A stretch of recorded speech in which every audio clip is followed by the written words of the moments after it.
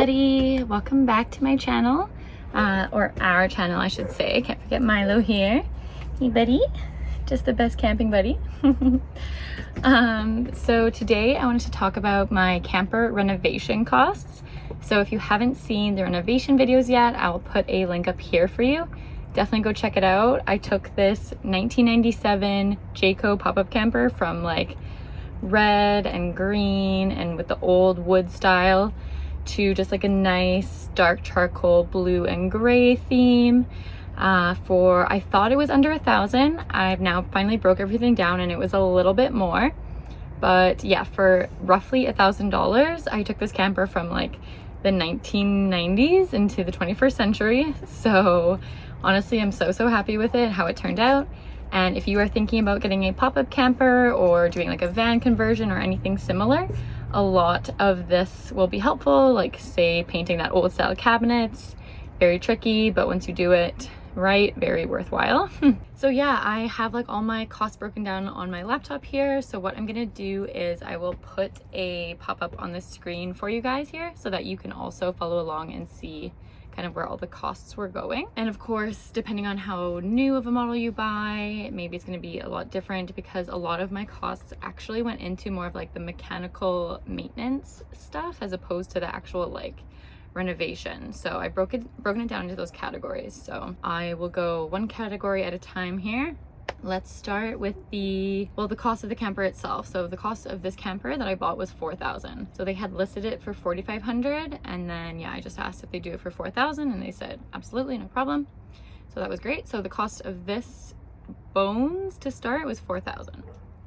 And then so for the renovation, so for all the paint, which was kind of the biggest transformation for sure, all of the paint and all of the decor came to $350. The biggest cost in there really just being like, I didn't have any bedding available. So at the bottom here, you'll see there's the sheet sets, 2 pillows, the pillowcases, even the curtain fabric. Like nothing is really that expensive, but yeah, it definitely adds up, especially if you don't have any bedding already, or if you're looking to buy, you know, new stuff that'll match. I didn't have any bedding because this is my home and I was coming from renting a place in Mexico. So other than that, the biggest cost was the actual paint itself. So the primer was really good at $30. I think I only used like half of a big can, maybe a little bit more than that. Yeah, all you need is 1 can of that. And then I did the same size can of the paint.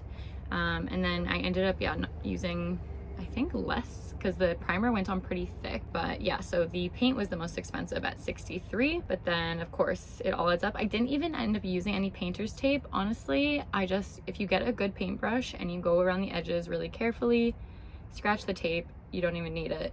You can just, if you get any dots on the floor, just wipe them up first. They wipe off super easily. And then canvas paint, actually, so I didn't know that you could paint canvas, but there was lots of water spots from the red curtains that had like, when they leaked, it had leaked red all over the canvas on the inside. So I didn't realize that you can paint canvas, but wow, what a difference. I think I have a picture here that I can put in our video from before, and then I'll show you what it looks like after here too. But super crazy. If you're worried about dyes on your canvas, or you know, not buying something because it has ugly canvas or ugly vinyl, don't fret, because you can paint over it, and it actually helps with waterproofing too, so that is awesome. Okay, so moving on, that's all the painting and decor.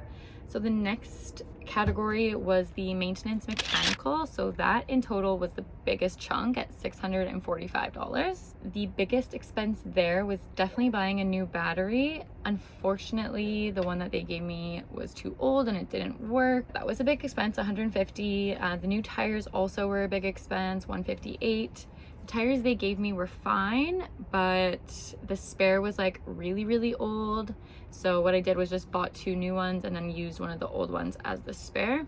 And luckily I got through about 7,000 kilometers before I've had one pop. I drove all the way from Winnipeg to Montreal, and then Montreal to BC, to, if you know where like the Okanagan Valley is in that area. In total, I think it was about 7,000 kilometers. And then I was going to a music festival. If you've heard of Shambhala, I was on my way to Shambhala and I was literally 15 minutes away and my tire popped on the top of a mountain with no service.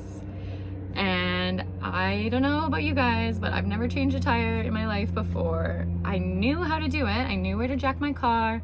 I knew that I had the tire, I had the tools, I had everything. I was so ready. But then I couldn't figure out how to get the jack out of the back of my SUV. Yeah, I was so stupid because it's just like a huge jack and it's like attached in there somehow. I still don't even know how to unattach it. I should look at that. But luckily I waved down like the first truck that came by and then he stopped and he helped me change the tire. We got it done in like 10-15 minutes. It was so easy. Junior, if you're watching this, thank you so much. I appreciate your help, buddy. I don't think you'll ever be able to find me or this channel, but maybe one day you will. And yes, thank you so much. I really appreciate your help. So yeah, anyways, I'm so glad I had the new spare tire to like, or had my new tires and then used the spare tire to put on there, because if I hadn't bought new tires, I definitely would have blown through those two right away and then had to buy like 2 new ones, and then yeah, so I'm glad I just replaced them right away. The other biggest expenses there was of course like the battery box was pretty big. I had to buy a new propane tank, so he did give me one that it came with, but I wanted 2 just because if I'm going to be like camping in the woods and often and only using my propane, not electrical, then yeah, I just didn't want to run out. And it's nice to have 2 in the front, it's just more balanced. And my stepdad was actually nice enough to make me a double propane tank holder. So instead of paying 80 bucks for that, he just made me one from his metal shop. So that was awesome. The waterproofing stuff was a little bit expensive. The knit guard, I actually only needed 1 bottle of that to go through everything, but I'm gonna save the next bottle for next year anyways. And I'll link everything below for you guys too. So if you're wanting to do any waterproofing or you need new stuff that I got, I will link everything below so you have easy access to it. Yeah, that's pretty much the biggest expenses there. Princess Auto wiring, I just needed to do new wiring for the battery because there was just, it's really old and it was all corroded, and so I just needed to get some new wiring stuff. But yeah, in total $645. That's pretty crazy. So that was the biggest expense. So if you buy a newer pop-up camper and you don't need to buy a new battery, and you don't need to buy new propane tanks or roof screws, and it's already waterproofed, then you know lots of this is just going to be nothing. It's just going to be maybe new tires if you want them. Okay, so then the other, so this is I think probably the most important category. This is like all of the stuff that before I bought a pop-up camper, I like read online and saw other YouTube videos that this was the stuff that I needed, and I've kind of whittled it down. There was some stuff that I haven't used, haven't needed, so I've actually returned them, but this stuff I'm still using all the time and it's so useful. First off is a hitch lock. So of course when you leave your camper, you want people to not be able to steal it or tow it away, so it's just a lock that you put on the front of the hitch. I think it was like, yeah, here, 22 bucks on Amazon. So that was awesome. I had to get an adapter for my electrical because this pop-up camper, because it's older, is only a 15 amp. That just means it has the regular prongs like you would find in a household plug. Whereas when you go to an RV park, generally they have only the 30 amp hook-ins. So I just needed to buy a adapter for that, which was only, again, 13 bucks on Amazon. Super convenient. Now it's perfect. These 3 things, the water drinking stuff is so important and has been so useful. Anytime that I'm at a site with water hookup, my water pump now, instead of going like one tiny pump at a time, I just press it down and I get like free flowing water, and it's drinking safe because of the filter and the hose. So yeah, if there's any things that I can recommend out of this entire list, it would be the water filter, the water pressure regulator, and the drinking safe water hose. You need those things if you're going pop-up camping. So I got those all on Amazon again. They're all the Camco brand, all really good. And then I also, because I'm in the mountains and in Canada it's a little bit colder at night here, I did need a heater. I wanted a heater because when you're going to bed and it's only 10 degrees, you know, it's pretty cold. So I wanted a heater. I ideally wanted one with a fan. So the one that I bought ended up having a fan on it, but sadly I don't think it really is like a fan. I think it's just a fan for the heater. I don't know, but I want to also buy a little fan because when it's hot during the day here, it's like 30, 35 during the day. And I was sleeping in the Okanagan Valley, and at night there, it was so hot. It was like the first week of August or last week of July, and it was like 40 degrees during the day and like 25 at night. Maybe not that much, but maybe 20. And like 25 for sleeping. It was humid. It was so hot. I would not recommend. So yeah, anyways, I want to get a fan still, so I have to add another 20 bucks onto my costs, but that's okay. And then the Porta Potti. So if you're a girl camping, obviously this is going to come in handy because you can't just like squat in the middle of an RV park whenever you want to. That would be so nice. And honestly, sometimes the washrooms are just so far away that you don't want to walk like 20 minutes to get to the washroom. So yeah, the Porta Potti has come in handy. Of course, I'm not using it a lot. I'm only using it really for like emergencies, but it's still just really nice to have. And then the stuff to go along with that. So the RV toilet paper and then the cleaning tablet things too. So that came to a total of $319.30. So the biggest cost there being the Porta Potti. Of course, if you're not a girl or you are fine squatting in the bush in the RV park, that's fine.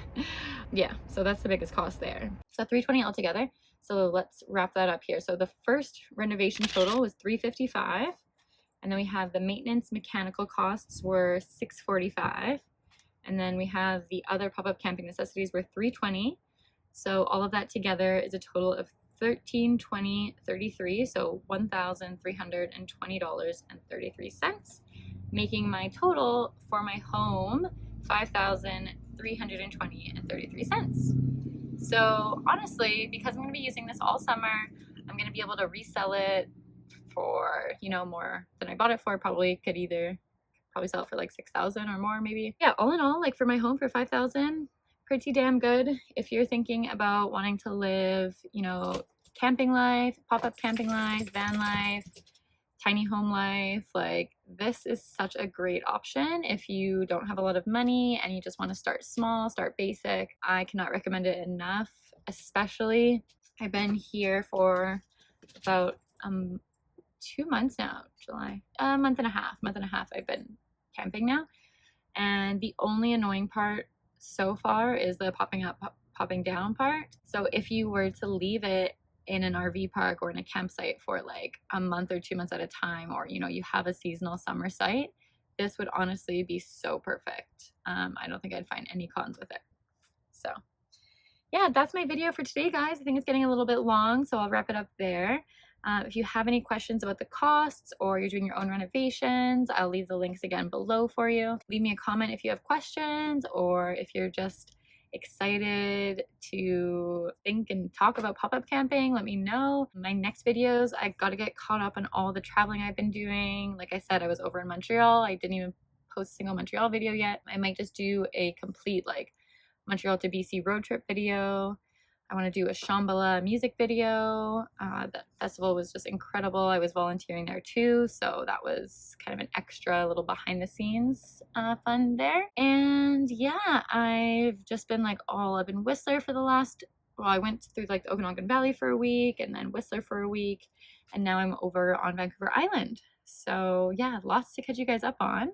So stay tuned for the next video. Make sure you guys subscribe, and yeah, we'll see you next week's video. Okay, thanks guys.